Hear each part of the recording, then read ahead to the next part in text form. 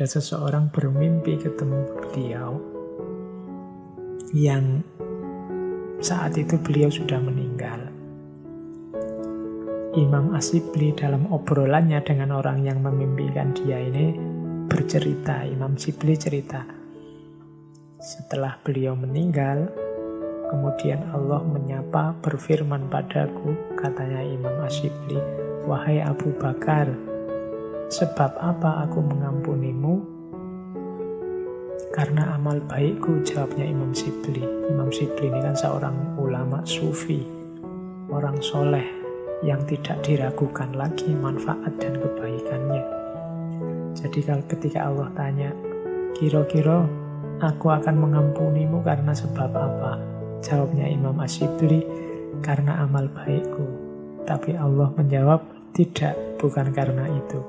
Kemudian Asyibli menyebut semua ibadahnya. Mungkin karena hajiku ya Allah, mungkin karena sholat malamku, mungkin karena puasaku, semuanya disebut.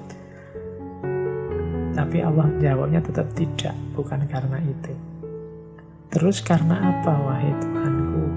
Sebab apa sih engkau mengampuniku? Kok tidak karena semuanya tadi? Ingatkah kamu, kata Allah, saat kamu berjalan di jalan kampung di daerah Baghdad, engkau dapati seekor anak kucing kecil. Anak kucing itu sangat lemah karena kedinginan sampai menggigil.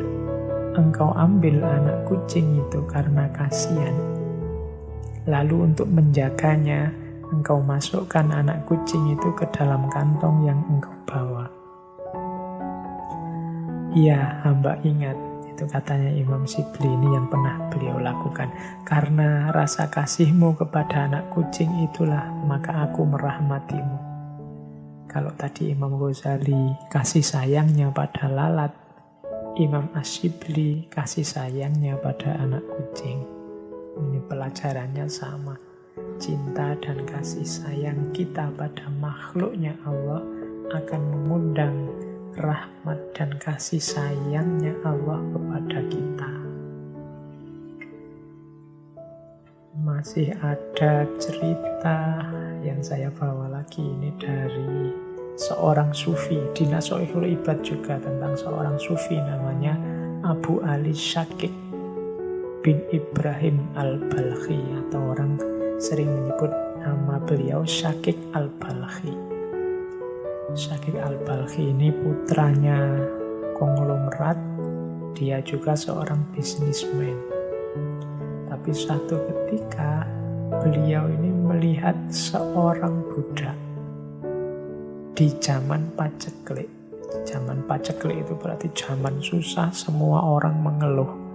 Tapi dia melihat seorang budak yang gembira, tidak ada sedih-sedihnya.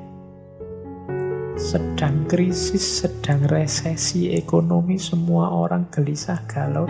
Dia melihat budak ini senang, main-main, gembira, tertawa-tertawa.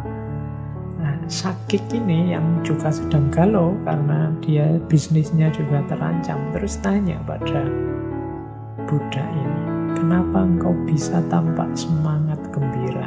Tidakkah engkau melihat keadaan orang-orang di musim paceklik seperti ini? Ini kan paceklik, kamu kok masih bisa tertawa-tertawa? Ini kan resesi, semua orang sumpah. Katanya budak itu, saya tidak perlu merasa susah dengan muslim paceklik ini.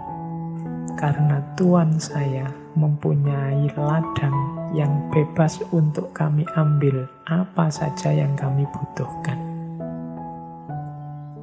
Jawaban ini membuat Syakik kaget, terus sadar. Jika tuannya hanya memiliki ladang, sedangkan tuannya adalah juga makhluk yang miskin, dan budak itu tidak bingung masalah rezekinya karena bersandar pada tuannya. Maka bagaimana seorang muslim seperti aku memusingkan soal rezeki, sedang Tuhanku adalah Tuhan yang maha kaya. Jadi budak ini merasa gembira, tidak ada sedih-sedihnya meskipun resesi, karena dia percaya pada tuannya yang punya ladang, yang ladangnya bebas diambil kapan saja. Membuat Syakik al-Balkhi ini sadar, layo, dia hanya tuannya. Padahal tuan yang dia sandari ini hakikatnya juga miskin juga kalau dibandingkan tuanku, yaitu Tuhanku yang maha kaya. Bagaimana aku bisa sedih urusan bisnis macet, urusan resesi, urusan rezeki yang tidak lancar? Bukankah Tuhanku, Tuhan kita, maha kaya? Kita bersandar pada Tuhan yang maha kaya, yang membebaskan kita mengambil apa saja yang kita butuhkan di muka bumi ini. Maka dari situ Syakik al-Balkhi terus sadar, terus meninggalkan semua hartanya, menempuh jalan sufi.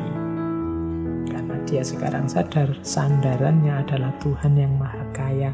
Tidak pantas lagi dia sedih, dia gelisah soal rezeki. Nah, itu cerita yang lain dari Nasution.